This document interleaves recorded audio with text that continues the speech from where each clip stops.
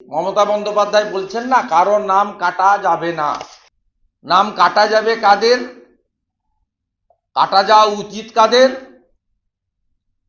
রোহিঙ্গা অনুপ্রবেশকারী, বাংলাদেশি মুসলমান অনুপ্রবেশকারী, ডবল এন্ট্রি ভোটার, মৃত ভোটার, এবং তার সাথে সাথে আপনার আইপ্যাক নাট্য কোম্পানি এবং আপনার যে ফেক ভোটার আপনি তৈরি করে রেখেছেন, অস্তিত্বহীন ভোটার, তাদের নাম।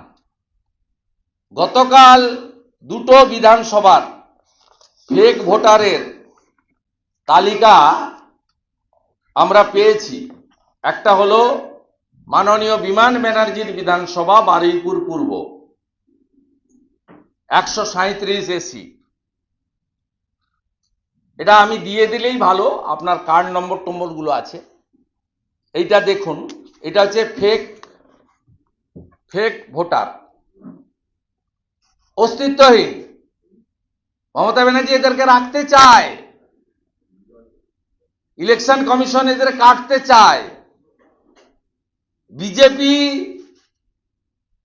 এদের বাদ দিয়ে ত্রুটিমুক্ত ভোটার তালিকা চায়, আর স্বাভাবিকভাবে জনগণও এটা চায়।